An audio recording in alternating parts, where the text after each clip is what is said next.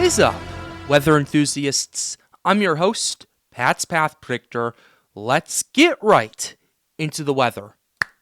Alright, so here's the situation we have for you, ladies and gentlemen. We have a lot to talk to you about today, as we are finally starting to get some more medium-range models with this big snowstorm that, based on recent modeling, is now calling for the system to be really big, really powerful, and it's causing a lot of concern for me, pretty much anywhere from the Midwest around Kansas City, along the I-70 corridor, all the way to Washington, D.C., in the Mid-Atlantic region, is where you will see the most snow from these recent runs, and we will get into all of that in just a little bit. But before we do that, we need to talk a little bit about the recent updates in terms of where the storm is going to initialize, what's the worst impacts going to be, and kind of a few other things along the way, such as severe weather, where the ice is going to end up landing, because this storm is also going to bring a huge amount of ice with it, and where that's placed is really concerning to me, especially in the recent 12Z runs where they're over more populated areas. I don't 100% trust the 12Z runs, mainly because they've had a bit of a northward bias over the last couple of days, whereas the 0Z runs have shifted a bit further to the south. But there is one thing that I can say that I like to see with these runs, is that they're finally zeroing in on where the worst impacts are going to be, which will give us more time to repair, more time to get ready, and more time to take care of other stuff and go to the grocery store, do what we need to do to prepare for the system. So with that being said, we're going to go ahead and dive right into it right now. We're going to go ahead and start and show you the North American run as of now, and the reason we're going to show you that, and yes, it doesn't go all the way out by the time the storm sets up. The reason I am showing this, though, is to kind of show the synoptic setup, what we need to look for, what for in terms of if you want snow, if you're going to get ice, all of that stuff right there, as well as the Arctic blast that's going to be following behind it. We also need to talk about that in today's video. We're going to start with the storm first, because that's the easiest thing to dissect and the thing I've been watching the most. So let's go ahead and start. I wanted to go ahead and start the 500 millibar right here, and the reason for all the people that keep going in the comments section saying we just want to see the impacts, we don't want to be taught weather and all that stuff, the reason I am showing you that is to kind of give you guys the context. Where is all this stuff coming from? Where is this being based from? So I'm going to continue simplifying things down a little bit, and I'm going to continue doing that in today's video. If I do a better job than I did than the last couple of days, please let me know in the comments down below. I take any criticism, and I use that to further the videos. But anyway, here's what we have going on right here. What we're looking for right here, especially going into Friday, is what we are seeing right here. This is your trough over here off the Pacific Northwest right here, and that's going to be moving very quickly through much of the country over the weekend and into all that stuff. And that trough right there is what's going to be driving the system, allowing for it to organize. It's going to give it all the energy it needs to organize and develop over the Colorado and New Mexico Rocky Mountains. And it generally stays neutrally tilted, and then it becomes more negatively tilted as it gets organizes and develops. And for those of you who do not know what negative tilt is, basically, straight down is neutral. If it moves, if it's like jerked and skewed a little bit to the left of the map, that's positively tilted. Skewed a little bit to the right is negatively tilted. I hope that does help and help explain some of this meteorological whatnot. But ultimately, what we are seeing right here is this trough. You have a negatively tilted trough at 500, and that's going to help allow for the system to really enhance and really allow for it to organize and develop very quickly, mind you, and that's a very big concern that I have with this. And going on down to the surface as well, we're going to go ahead and show you the precipitation type, just to kind of show you the evolution. Here's what we're looking at. This system's going to be coming off the Pacific Northwest in the next 24 hours, 12 to 24 hours. It's going to be moving through Oregon and California, and then it's going to start digging down towards the Rocky Mountains. And from then on out, it's going to lose a little bit of its vorticity. It's going to weaken a little bit because of the terrain and all that stuff. But then, as it moves off the Colorado mountains, as it moves off the Rocky Mountains, you're in Colorado, New Mexico, it starts to organize and develop currently over the panhandle of Texas, and then you have you have a lot of this energy, you have a lot of the snow that's going to be moving through Montana and the Great Plains. It's going to organize around this low pressure system and then really start to bring some impacts to the Midwest. This is your classic Colorado low setup. That's why it's called a Colorado low. It organizes and develops in Colorado. Just to give you guys some information and some context behind that. And that's the kind of setup we are looking at least in the short term. You're going to have all these ingredients. You're going to have moisture from the Gulf of Mexico. You're going to have Arctic air from Canada. And you're going to have this low pressure system over Colorado organize and develop. And then you have one big snowstorm as a result because of the winter and all of that. And you also are going to look at a potential severe weather risk, which, by the way, we need to highlight very quickly because the SPC has been watching it. They've put out a 15% risk for day 4 for eastern Texas, most of Louisiana, most of Mississippi, parts of Arkansas, and the extreme fringes of Tennessee and Alabama, but those include Memphis as well, so we're going to have to pay attention to that as well. And the discussion we can briefly go over, but there's not really too much I want to talk about with this, mainly because there's not as much information. We're going to have to pay very close attention to it. The medium-range guidance is in good agreement that the shortwave will extend into Texas and hill country. What that generally is going to do, it's going to help enhance the severe weather, and you're also going to see some dew points coming out of the Gulf of Mexico. That's going to help enhance it better. Thunderstorm development is anticipated along the front, which, by the way, there is a huge cold front that's going to be associated with this as well, which is not only going to bring temperatures down by about, I'd say, a gazillion degrees. I'm just kidding with that, but it's going to bring temperatures down pretty quickly in the deep south and results in a bit of a freeze over there. It's also going to help produce a lot of forcing that's needed for severe weather to happen. So we're going to have to pay very, very close attention to that as well. So ultimately, we are seeing all the ingredients combined for a pretty concerning situation on all angles with this storm, whether it is severe weather, whether it is icing, whether it is snowfall, and we can go ahead and talk a little bit about what this kind of curtails, and we can go ahead and show you the GFS to show you more long-term impacts with this. So the system's organized, developed, no question about it, and then starts to move into the Midwest. It starts to bring a lot of snow, and then you start seeing a lot of freezing rain. You start seeing a lot of sleet, and how that typically happens is it's frozen at the surface, and then it gets above freezing higher up in the atmosphere. If that warm layer is just above the surface, that's freezing rain. If it takes a little while to go up into the atmosphere and then it gets above freezing, that's conducive for sleet. Anything else is rain or snow. There's no in between with that. So those are the four main scenarios that we're seeing right here. You start seeing this organizing and developing, and then you start seeing a lot of freezing rain, a lot of sleet moving through much of Missouri, Kentucky, and those areas right there. The models have been going back and forth a little bit. They've been zeroing in, but you're still going to want to watch that. And then you start seeing the snow really start to push further to the north into Indiana, Ohio. Pennsylvania is now going to be in the line of fire. If you're in the Pittsburgh area in western Pennsylvania, you're going to be in the line of fire. Washington, D.C. is also going to be in the line of fire. Matt, shout out to you, buddy. I know you got back from Spain over there. You guys are going to be in the line of fire pretty shortly with this system.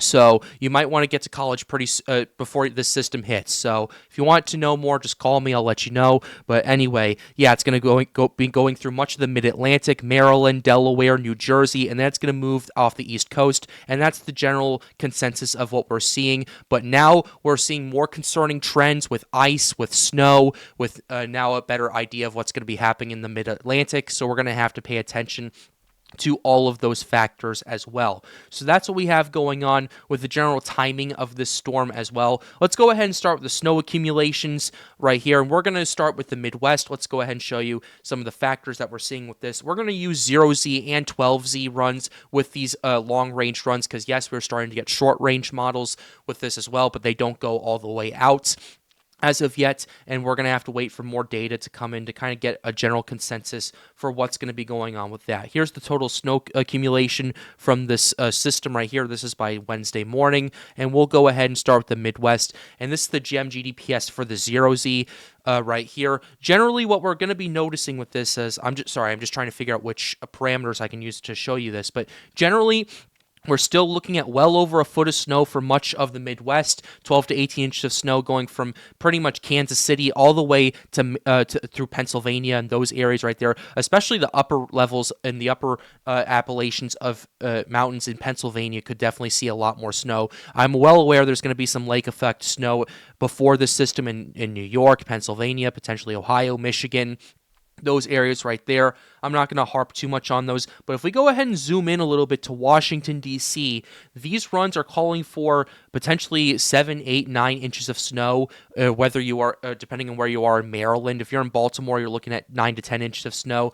In Wilmington, Delaware, about 8 to 9, and then southern Pennsylvania also gets hit pretty hard by this as well. If we go ahead and show you if we're not going to be able to use this run to show ice accumulation, but let's go ahead and also show you the 12Z run. 12Z run, at least in this part of the country right here, brings even more snow to D.C., brings even more snow to Maryland, Delaware, those areas right there. I'm going to have to talk to some people about that. But in the Midwest, it does shift a little bit up further to the north, and it doesn't bring as much snow in areas like Illinois, but it brings a lot of snow in Missouri, parts of southern Iowa, Ohio, those areas right there.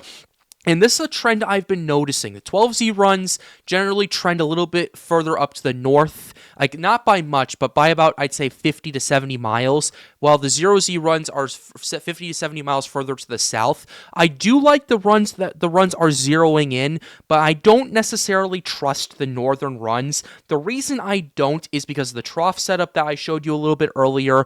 Also, there's going to be a high pressure system in Canada and Greenland that's going to kind of act as a blocking pattern that's going to potentially push the system further to the south, and it's favoring that kind of trend right there, and also a few other factors that I won't get into in this video. But that's what we are seeing with the GEM GDPS right here. Here's the European run. We don't have the 12Z, unfortunately, as of yet. I can show you the 0Z, and here's what we have with the 0Z starting in the Midwest. Here's what we're looking at. You're still looking at a crap ton amount of snow. If you're in Missouri, if you're in Kansas City, you're looking at potentially higher than 18 inches of snow, 20 inches in some isolated spots. In other parts like St. Louis and those areas, I'd say 10 to 12 inches of snow is what the European is forecasting with this. But if you go into Indiana, Ohio, especially southern Ohio over here, over a foot of snow is possible. And then if we go into the mid-Atlantic, Washington, D.C., pretty consistent. Right here, we're looking at least 10 inches of snow from the GFS, from the European, from the GEM runs, and we are going to wait to see what the rest of these medium-range models have coming for you guys in the next day or so as we get more data and information. But that's what we have going on with the snow accumulation. Let's go ahead and show you the GFS. We're going to start with the 0Z GFS. 0Z GFS was really going off last night, and I was showing some of my guys at Storms United this, potentially up to 2 feet of snow, and keep in mind this is only a few days out at this current point, so I just wanted to emphasize that to you. But here's what we're seeing, potentially up to 2 feet of snow for parts of Missouri, Illinois, Indiana, Ohio. Ohio gets down to about 16 inches of snow at most. And then if you move on to D.C., you're also going to start seeing about 10 inches of snow from this system as well. So this is going to be one of those, what we like to call I-70 corridor types of storms, where it just plows through the I-70 region. It causes a lot of travel issues, causes a lot of traffic problems and all that stuff right there. And that's the 0Z. Here's the 12Z right here. Still not, it's not as powerful, but still over 20 inches of snow for a lot of these areas. But the model does shift a little bit further to the north, which I'm not entirely trusting, nor do I want that to happen, especially for areas around St. Louis, around St. Louis, around those areas. And this is why right here, we are looking at potentially a lot of ice with this system, and how this system will set up will potentially will determine on who gets more ice. Here's the 0Z setup for the GFS in terms of freezing rain accumulation. Overall, it's generally in rural areas for the most ice, which some models are calling for potentially over a half an inch of ice with this system. So this is going to be a very problematic system. This is going to be a very powerful ice storm for whoever gets in that sleet and freezing rain section of it, and nobody wants that. And that's why I put in the thumbnail extreme conditions possible, because you're getting a combination of snow, you're getting a combination of freezing rain. That's going to cause travel hell for much of the Midwest over here. And then if you go ahead and show you the 12Z, it shifts further to the north, but that now puts St. Louis in the line of fire. It puts Cape Girardeau in the line of fire. It potentially puts Topeka and parts of Kansas City in the line of fire. It puts Evansville already in the line of fire. It puts Cincinnati in the line of fire as well. It goes on and on and on right there. But granted, I'm not 100% sure on these shifts a bit to the north, nor do I want them to happen because that puts more populated areas in the line of fire. Not saying it's going to be perfect for the rural areas. It's going to be even worse if it shifts further to the south there. But ultimately, in terms of how many people live where, this is what I'm most concerned about right here with this northward shift. Now, granted, we're going to have to wait for the 0Z runs to come in to see if that shift continues or if it solidifies. I hope it doesn't, but regardless of that, we're going to have to pay attention to it. Now let's go ahead and talk about the cold that's going to be following this, because there is going to be a huge Arctic blast that's going to be moving through much of the United States, and we can go ahead and show you certain runs to show you what's going to be happening. So here's what we have going on. System organizes and develops. Behind it has a huge amount of cold air that's going to be moving through much of the United States right here. And ultimately, it's going to bring temperatures, especially in the south right here, into the 30s. A lot of areas that don't typically see this much cold temperatures, it's going to happen over there. And then it continues to get worse. It pushes further down by Tuesday morning, and it even goes into much of the Midwest. Temperatures in the single digits where this system moves through. So that snow is, first of all, is not going to be going anywhere anytime soon. And that's why I'm concerned it's going to cause a lot of travel issues, especially in areas where they're going to get a lot of ice, because ice has no friction. And ultimately, if you add 6 inches of snow on top of it, it makes it a nightmare. And that nobody wants that. That's what I'm going to say about that. Nobody wants that. But if you look at these temperatures in the deep south, ladies and gentlemen, below freezing is possible all the way to the Gulf of Mexico. And I know we were talking a little bit more about that in the last few videos, but I want to emphasize this because this is going to be a system that impacts the entire eastern United States. It's going to be like this. If the snow doesn't impact it, then the Arctic cold absolutely will. And this is going to be a pattern that's going to continue for the next several days and into the weekend and into next week if these runs continue to hold. Yes, I'm showing you one run with the GFS right here. But that is a concern that I have. And those temperatures are going to continue to plummet and going to cause a lot of problems. Freezing pipes, for example, is a huge concern that I have, especially in those sub-zero Fahrenheit areas in St. Louis, in Chicago, in Ohio, Indiana, Kentucky, that do not typically see these Arctic blasts. And I am concerned about the wind chills with these as well. And I wouldn't be surprised if we see wind chill advisories be issued from this whole situation that we have right here. So that's the temperatures that I'm going over. Last thing I want to talk about is the severe weather aspect of it. We are now starting to see some more runs indicating what kind of severe weather it could lay ahead. And I want to go ahead and take a look at the convective areas. I want to see what the kind of cape that we're going to be seeing with this. Yes, we're going to definitely be seeing some more cape with these storms right here. We're going to be seeing more convective available potential energy to fuel these storms right here. And then you're in some areas, according to the NAM right here, we're seeing over 1,000 joules per kilogram in parts of Texas, Louisiana, those areas right there. That on top of the moist layers is going to bring some severe weather to the deep south as that cold front pushes in and brings those Arctic temperatures. There's going to be more than enough forcing for that. Personally, based on some of the profiles I've looked at, I do think straight line winds is going to be the main threat, at least for parts of the deep south. I think early on we could see a scenario where maybe hail could be a problem, maybe an isolated tornado or two. But the main threat I'm looking at is straight line winds, and that's something you're going to have to pay attention to. Like 60-mile-per-hour winds and stuff, that's going to be a huge problem. That's going to knock out power, do all that stuff, and then you have the cold air behind that. And you won't be able to power your home with those temperatures. It's going to take a while to get the heat on. It's going to take a while to get all that restored. So that's why I'm concerned about the south, especially with this line of severe thunderstorms that could potentially move through. So overall, this is a huge problem that we're going to have to watch, and this is something I'm going to have to pay very close attention to, and we will continue to keep you updated here on the Pat's Path Predictor channel as more data and information continues to come out. We're going to be streaming tonight starting at 7 Central, 8 Eastern, just to kind of give you more information, as well as hear from more voices from Storms United. I'm sure John would like to come on. I'm sure some of my winter weather experts, well, not exactly experts, my analysts would like to come on and talk about this system, and we'll continue to do that. I'm going to see if David Schlauhauer wants to come on as well, because he's been streaming the last couple of nights, and I wanted to get his opinion on things. But with that being said, we're going to go ahead and close the video out right here. I really hope you enjoyed it. Leave a like and subscribe to the channel if you are new. It helps us out, helps us get more people engaged with weather. If you want to come join our Discord server, it's Storms United. It's in the end screen. Also, shout out to Daniel as an official sponsor of the Pat's Path Predictor Patreon. If you want to support the channel more directly and support more projects that I'm working on, be sure to join that. It's the first link in the description down below. And with that being said, have a wonderful day, guys. Stay safe.